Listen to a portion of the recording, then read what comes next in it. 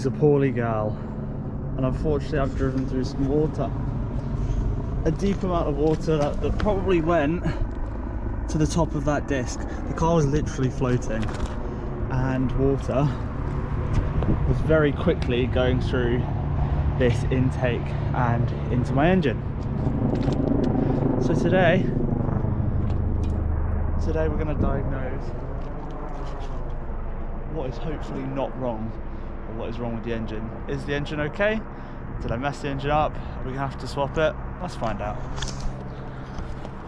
So besides the fact we're going to have to take this ram air intake off for winter, the filter is looking and feeling mighty damp.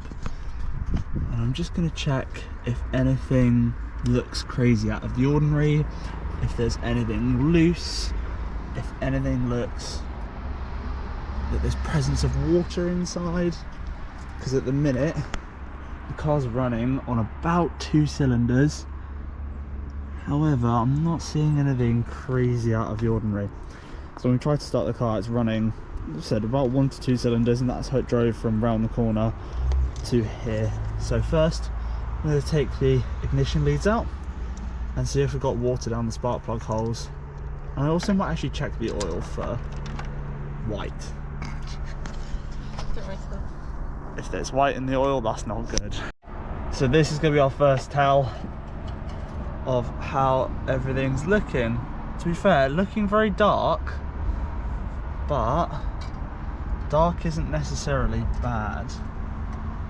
We haven't found any milky residue, but we'll look for that on the spark plugs when we take those out in a second. It's looking okay, to be fair. Yeah, I mean, still like slightly light brown, so you know we're still quite far away from the next oil change, but it's always worth checking to see if we've really got a lot of water in the system. It could just be an alternator that needs cleaning, but let's check the plugs first. Now we've checked the oil, I've got some spark plug sockets. Can't quite remember which size, I believe it's the largest size for the MR2, and a couple of extensions. Now, these leads are an absolute pain to get out. You have to get them at a really weird angle, and to get them back in it can be tricky. So let's start from this side and work our way through. And oh my god. What? Is it full of water? Is it actually?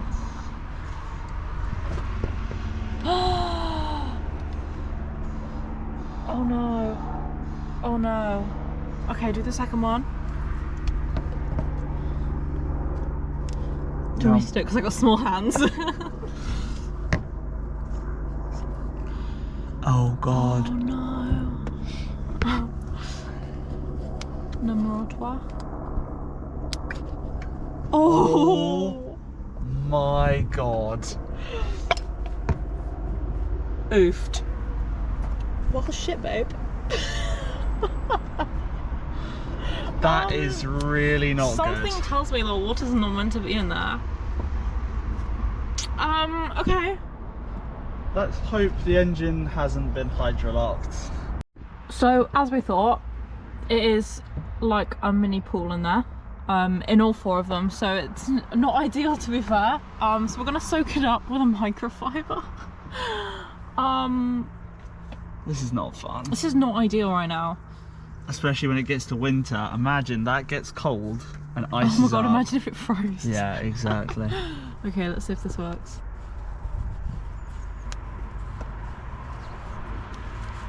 We've got to basically get as much out as we can, and then see if the spark was the issue, which hopefully looking it is. at it, hopefully it is, but it depends how much water is actually seeped into the engine, because the oil isn't contaminated fully.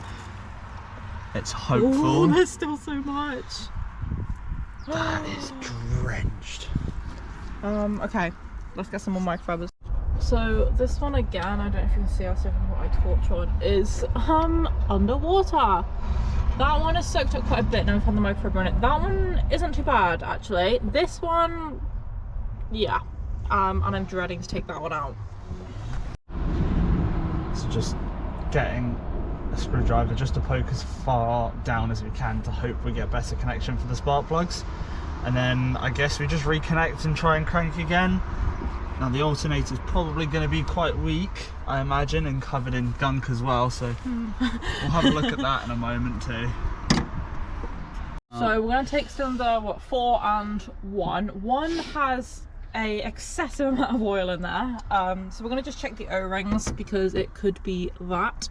And this still's got a lot of water in it, so let's try and figure this out, and hopefully it's nothing too bad.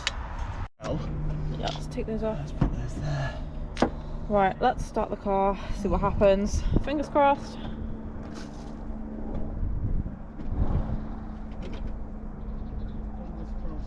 You got this, babe. Yeah. It's gonna be fine. And the battery's disconnected. The battery. What do you mean your car doesn't have a built-in water feature? The scoop's a work in progress, okay? We'll get there in the end. Okay, yeah, it might help as the battery's actually connected. Yeah. Yeah. So why is it wet in here? Just the splash. Oh. The pure splash. Sick. Battery is now connected. Yeah.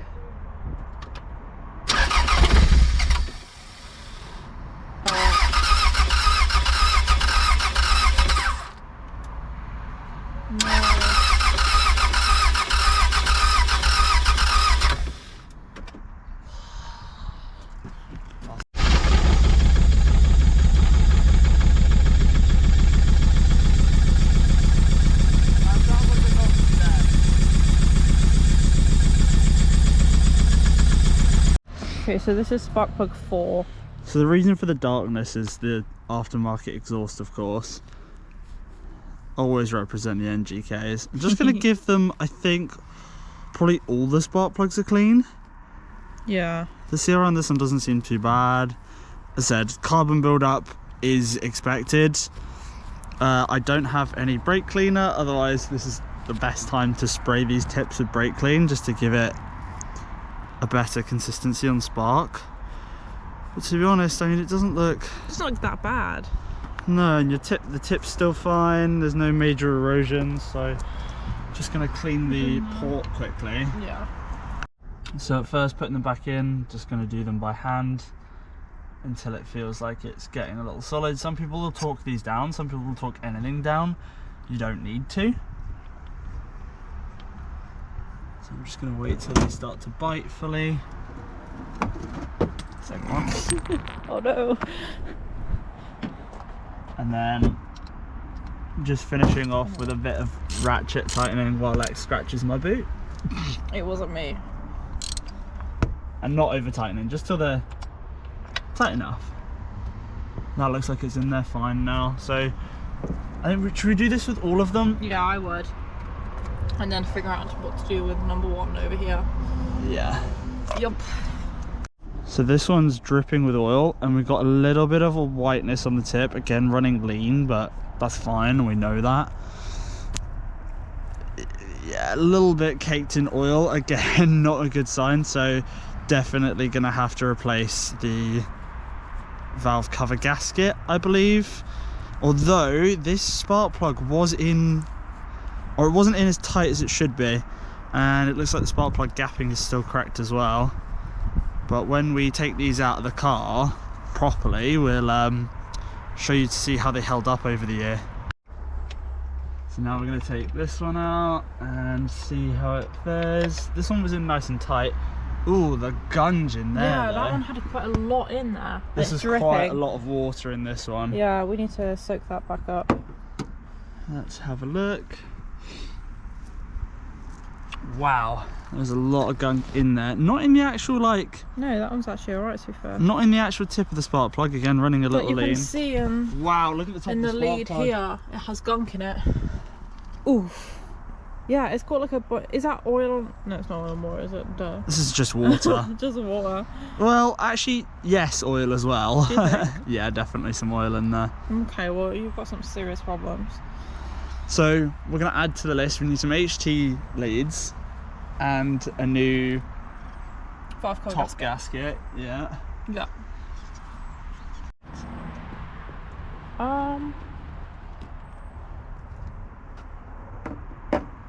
So this one is just a little caked in oil. Holy. Oh. What? Okay, this one's a little bit worse than I thought. Yeah, there's oil all over the place.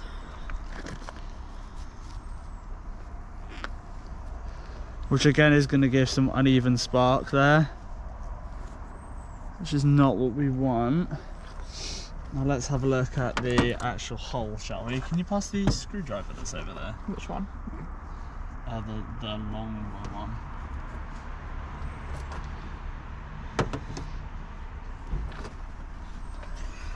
Ooh. We're going to just go diving.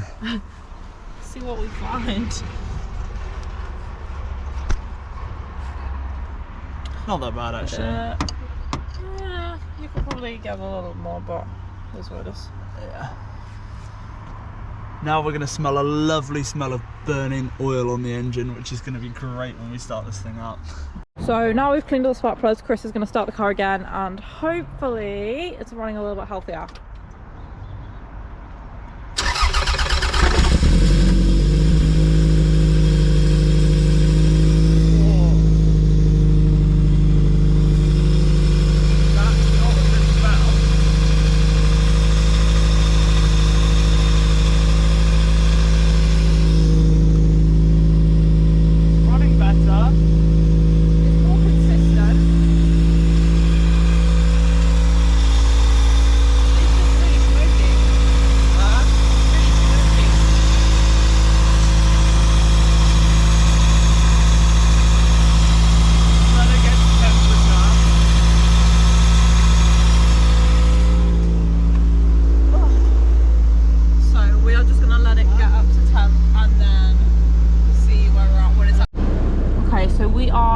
Like 1 or 2 bars below temp right now, and I don't know, it looks better. Oh, sorry. Oh, she stopped smoking. Mine only comes out that one, so I think she's an absolute trooper. We knew she would be. We're just going to take the RAM water intake out. Yes, yes. That's all that this has been doing for the past week. Yeah, we've just been direct waterfall onto the lovely K&N. So we're going to have to clean that K&N again. But yeah, she's pretty much at temp now. And there is no more smoke. The temperature in here is nice and hot, which is nice. So that doesn't indicate any sort of issue with the coolant, because we've had an issue with that before when we were replacing the radiator. But that is all good right now. So yeah, I'm actually, I don't want to say like surprised, but I don't know. I'm glad it's okay, because I just had visions of us having to take the engine out and all sorts. If you know Chris well, he wants to rotary swap this car. Yeah, that's a whole other topic. But yeah, she is at temp now and idling a lot nicer actually. Before it was quite high. Mine is quite high as well, and I need to sort that out, but idling a lot nicer at temp and isn't smoking excessively. How long have we had this scoop on? Not that long. Ooh, yeah, a couple months. I like it so much more being open, to be fair. I don't know. It's just what, like... do you want a Ferrari body kit or something? Yeah, honey, I might do. Yeah, it's sounding a lot nicer. It is just the heat shield rattling. Yeah, you're fine. Yeah.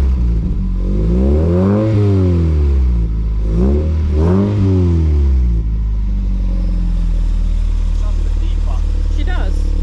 But it's probably because you've cleaned your spark plugs out. No idea. Yeah. Yeah. It's all good. Well, we hope. We hope. I would just take the K&N off, make sure it's dried out, use the K&N cleaning kit that we've got, just wash it out, dry it, put it back on like new, and then I think go from there. Yeah, probably a good idea. Yeah, because that's rattling. I can hear it like trying to suck there.